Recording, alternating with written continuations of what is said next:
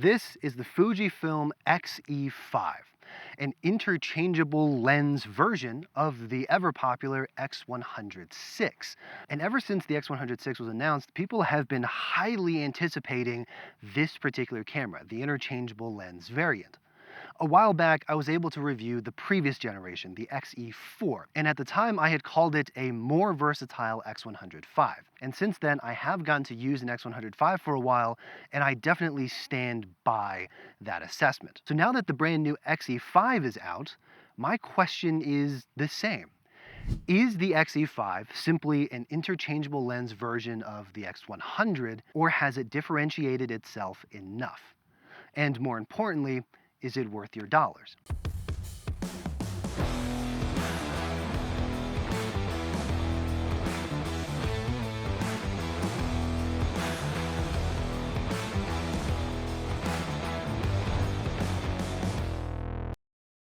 So of course, we have to talk about the specifications. The X-E5 shares the same exact sensor as the X100VI, a 40 megapixel X-Trans5 HR sensor, HR meaning high resolution. And the resolution is quite high, coming in at 40 megapixels, which is a huge step up from both previous generation X100V and X-E4. And because it shares the same sensor, just like the X100VI, the X-E5 has a 5-axis in-body image stabilization system that Fujifilm boasts is capable of reducing up to 7 stops of vibration reduction. In stills, it can do up to 20 frames per second with a slight crop, and up to 13 frames per second continuous without a crop. This generation gets a nice bump in video specs as well, capable of up to 6.2K 30 or 4K 60, both with a slight crop respectively, but nothing too crazy in my opinion. In 1080p, it will do up to 240 frames per second, just like the previous generation. However, one other significant upgrade in the video department over the previous generation is the ability to now shoot 422 10-bit internal, which is huge in a camera, especially at this price point. And it makes it quite a competitive camera in today's landscape. Of course, being that this is the latest iteration of Fuji's interchangeable lens rangefinder camera, it gets the latest and greatest autofocus algorithm, capable of eye-tracking autofocus for human subjects, as well as AI subject detection for animals, trains, and automobiles. Physically, on the X-E5 now, you do get a physical film simulation dial, just like you do on the X100VI and the XM5, all of Fuji's latest and greatest cameras. On the film simulation dial, you can customize up to 3 film simulation recipes that you can fine-tune and dial in your perfect film look. On the X-E5, you do get an EVF. It's not the same as the X100VI's hybrid viewfinder. It is electronic, but it is 2.3 million dots OLED, and it is nice and bright, even in bright conditions like we have today. And thanks to that extra resolution, you now get this dial in the front, which you can use to change the digital teleconverter between 1.4 crop or 2x crop. All right, now that we've got the basic specs out of the way, let's compare it to the previous generation, the X-E4. This camera is a huge step up over the previous generation. First of all, just in terms of resolution, the X-E4 had 26 megapixels, whereas this has 40, which means it is nearly, 1.5x, almost 2x the resolution now. It also has significant improvements in video capabilities, 422 being a big one. On top of that, you get IBIS, and not just any kind of okay IBIS, you get a pretty fantastic 5-axis IBIS that is capable of up to 7 stops, like I mentioned. Which, that is something that the X-E4, even though it was released in 2021, always felt like it was skimped on. Like there should have been some kind of in-body stabilization for that particular camera. But you do get it now. But here's the thing, even though the X-E5 is a huge step up on the spec sheets over the X-E4, it also comes with a huge step up on the price tag. The X-E4, when it was brand new, could be bought for $850 just for the body. The X-E5, however, is $1,700 just for the body. Nearly $1,000 more for improvements that it always felt like the X-E4 should have had. Now here's the thing, if you bought the X-E4 when it was new and you're looking just at the spec sheets and the price tag, it's going to be a hard pill to swallow, that $1,000 increase in price. But if we zoom out a little bit and look at the current landscape of cameras and just look at cameras that are capable of 40 megapixel stills or more, very few cameras are less than $2,000 for the body. You're mostly looking at professional full-frame cameras. The X-E5 is actually amongst the cheaper cameras that is capable of 40 megapixel resolution. Then if you look at cameras that are capable of 6.2K video or more, again, the X-E5 is amongst the cheaper variants. If you look at cameras that are capable of 422 10-bit internally, there are a few cheaper options. The A6700 is probably one of the more compelling ones. But the Sony is not capable of 6.2 and is limited to 26 megapixels. Whereas the X-E5 has 40 megapixel stills, 6.2K video, and it can do 422 10-bit internally. In the grand scheme of cameras available right now with the same capabilities, there aren't that many that hit all of these points at this price point. That is assuming you are actually able to get this camera at MSRP like I did. All right, let's talk about image quality real quick. The image quality is everything you would expect from a Fujifilm camera. The film simulations look awesome. The colors are that unique characteristic that Fuji has become known for. I love how easy the film simulation dial is to use. And more than that, I physically just love how this film simulation dial works. The fact that instead of having just a dial, it's got a little window and it's recessed into the camera body a little bit. It just feels cool. Having the ability to program film recipes and have great looking images, stylized images straight out of camera is phenomenal. Saves tons of time in post editing. And it's something that we all have known Fuji is really, really good at. And the 40 megapixels, that extra resolution, gives you so much more room and leeway in post to reframe things and to adjust your compositions. And real quick, let's talk about that resolution. Because in the previous Fuji cameras that I have shot with, they always felt a little bit constrained by resolution, but it was never anything that I felt like I needed per se. I was okay with the X105's 26 megapixels, and same with the XM5, which I still currently have. Knowing that you don't have endless resolution to play with in post means you have to be a little bit more thoughtful of your composition when you take it. You don't have the room to zoom in or to crop in as you do with this camera. And so while it was never necessary, it is really nice to have now. It's the same way that having great autofocus just makes life easier for you. You don't necessarily have to use it. You can certainly use manual focus at all times. And that's certainly going to force you to think about your composition and slow down a little bit.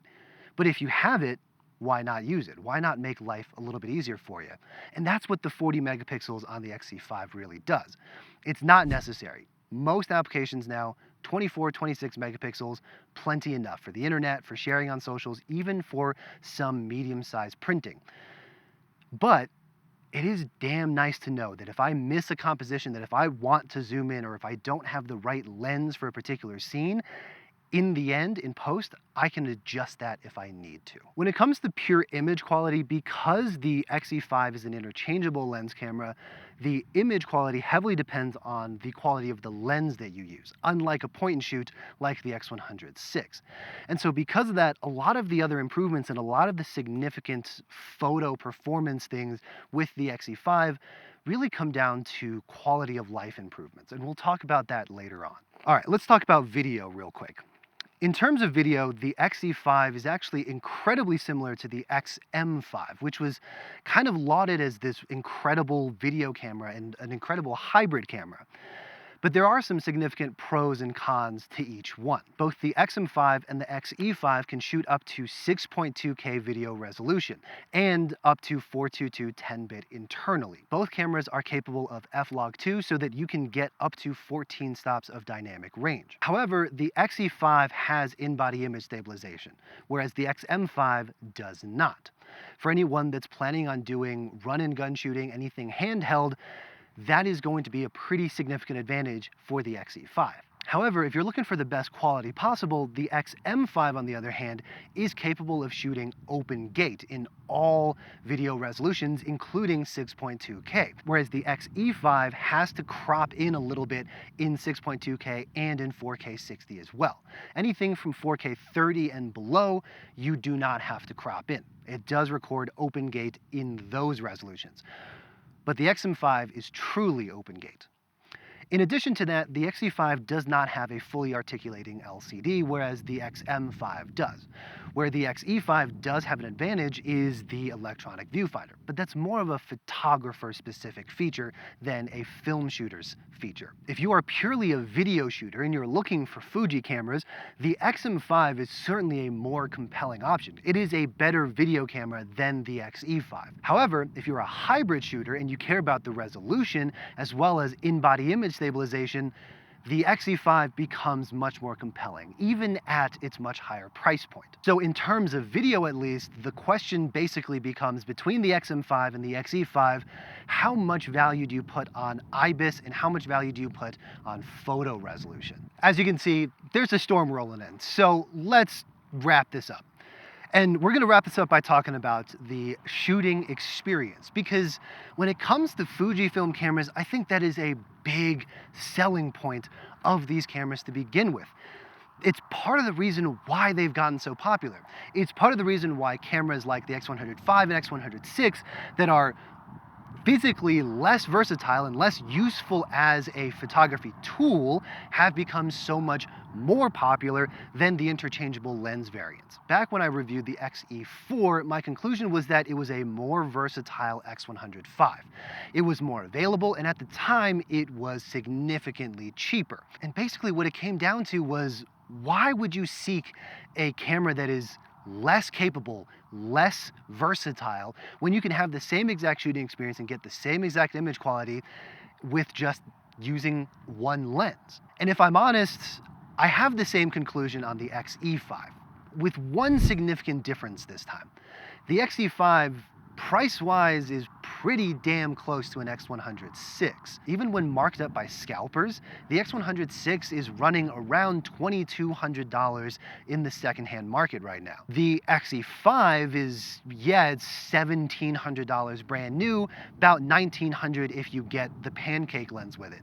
But by the time you spend money on one or two lenses, the X-E5 is pretty much the same price as the X106. At least in the secondary market. Now, deliveries for the X-E5 have only been happening for the past maybe month or so. I was amongst one of the very few people to pre-order the X-E5 when it was announced. And so I was able to get it at MSRP pretty easily. By the time this video comes out, I'm not certain what the back order status of the X-E5 is going to look like. So availability does become a pretty significant question about the X-E5. If it continues to stay available and if you're able to get this at MSRP, I think it is a much better camera and a much better value than an X106, especially if you have a couple of pre-existing Fuji lenses like I do. But let's just be honest, in the next few months, we have no idea what things like tariffs will do to the price of the X-E5 and what the availability is going to look like. So as far as the value proposition goes, we're going to kind of have to see what the reality is in the next few months and how easy it is to get your hands on one of these cameras. If it continues to be readily available at MSRP at $1,700 for the body like it is right now, I think it is a much better value proposition, especially for anyone that has existing Fujifilm lenses. But if that landscape changes later on, who knows? When it comes to the shooting experience, there's one very subtle but somewhat significant change over the X-E4 that I think we have to talk about. And that is this thing right here. This tiny little extra bump that you get on the body.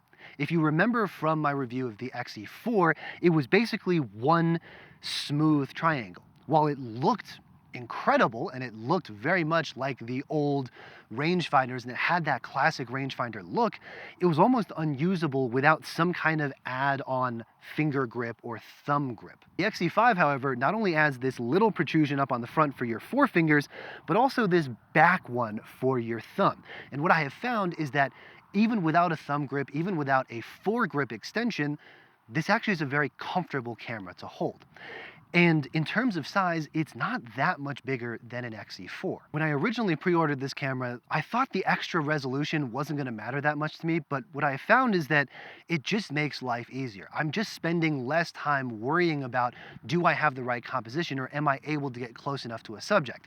If there's something slightly further away that I wanna shoot, I have the capability to crop in after the fact if I need to. Or I can even crop in camera using the digital teleconverter. But the most significant improvement to the shooting experience is the IBIS. And it is the most significant improvement not only over the previous generation X-E4, but almost over every previous generation Fuji camera that didn't have IBIS. It makes life so much easier. It allows me to shoot at surprisingly low shutter speeds, like 1/5 of a second or 1/10 of a second, handheld, and still get a clean, crisp, usable image. Whereas with something like my XM5, there's no chance I can take an image at that low of a shutter speed and not have it come out blurry.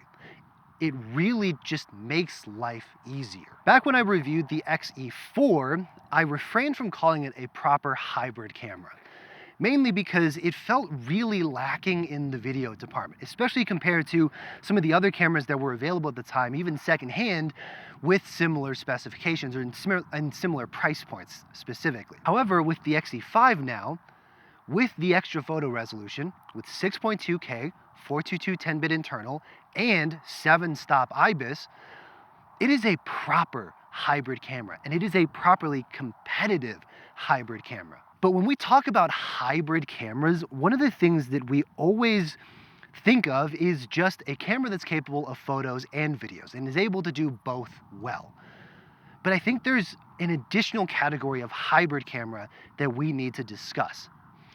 And that is a camera that is able to both be clinical and be used as a professional tool, and one that is also fun to use and can be an everyday carry camera.